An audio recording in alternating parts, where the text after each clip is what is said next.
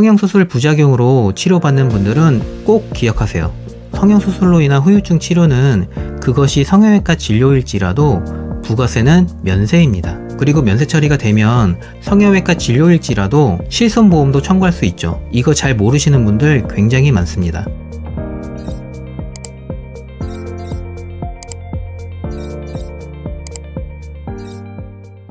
안녕하세요. 오늘도 손해배상을 이야기하는 손사톡 김영균 손사입니다. 뿌띠 성형이라고 일컫는 필러, 보톡스, 지방이식 등이 있는데요. 부작용이 발생할 확률적 위험은 매우 적지만 그 작은 확률이 나에게 나타난다면 어떨까요? 대개 심각한 부작용으로는 복시, 실명, 피부 괴사 등이 떠오르는데요. 보톡스로 인해서 마비성 안검하수도 발생할 수 있지만 이건 시간이 조금 걸릴 뿐이지 자연회복이 되기 때문에 마비성 안검하수는 심각한 부작용이라고 볼 부분은 아닌 것 같습니다. 물론 이런 부작용들은 매우 드물게 발생하는 부분이지만 일단 부작용이 나타나면 환자나 의사 모두 난감한 상황에 처하는데요. 저는 개인적으로 이런 유형의 사건들을 과거에 많이 처리해 봤습니다. 그래서 오늘은 처리 경험을 토대로 한 가지 보상 사례를 소개해 드릴까 하는데요. 그 중에서도 오늘은 뿌띠 시술 중 필러와 보톡스와 관련된 내용입니다. 먼저 가장 흔하게 받는 시술을 꼽는다면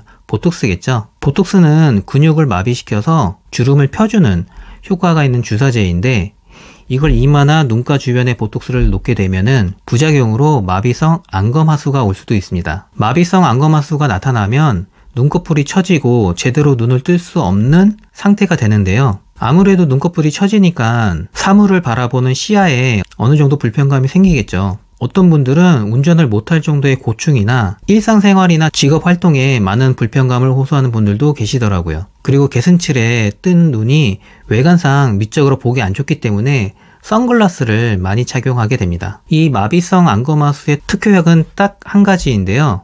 그것은 바로 시간입니다. 특별한 치료가 필요하지도 않고 시간이 지나면서 보톡스 효과가 빠져나가기 때문에 시간이 지나면 자연스럽게 눈을 다시 제대로 뜰 수 있게 되는 것이죠. 사람에 따라 다르지만 회복 시간은 보통 수개월이 걸리기도 합니다. 그리고 보톡스 주사를 맞고 마비성 안검하수가 발생하면 병원 측에 손해배상을 청구할 수 있을까요? 물론 사안에 따라 다르지만 만약 책임이 발생한다면 배상의 범위는 보통 위자료 지급 수준에 그칩니다.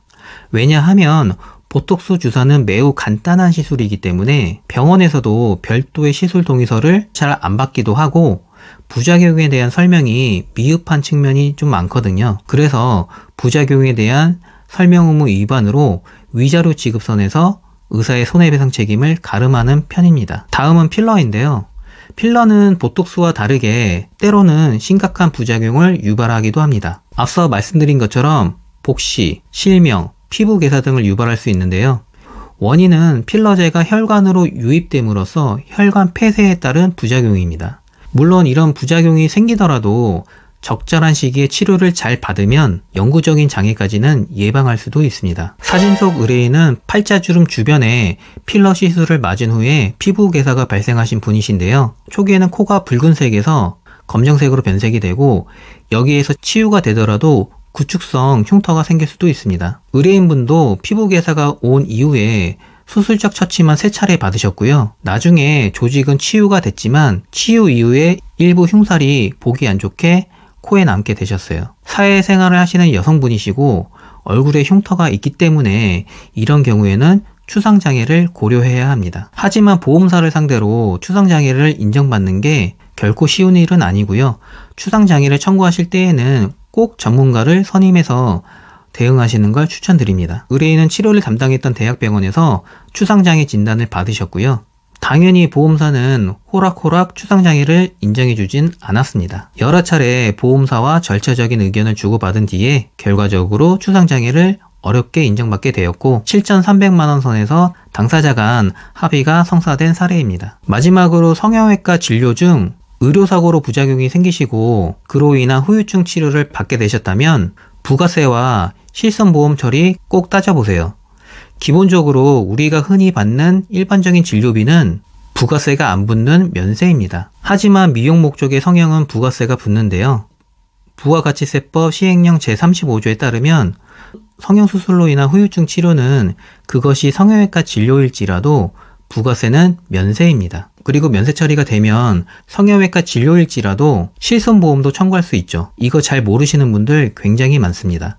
성형수술 부작용으로 치료받는 분들은 꼭 기억하세요. 예, 제가 준비한 영상은 여기까지입니다. 혹시 성형외과 또는 다른 의료사고로 피해를 입으셨고 보상에 대한 문의사항이 있으시다면 아래 고정 댓글에 나와 있는 곳으로 연락주시면 제가 직접 친절히 상담해 드리도록 하겠습니다. 그럼 오늘도 좋은 정보가 되셨기를 바라고요. 구독과 좋아요 눌러주시면 영상 제작에 많은 동기부여가 되겠습니다. 그럼 손해 사정을 이야기하는 손사톡은 다음 영상에서 또 인사드리도록 하겠습니다. 감사합니다.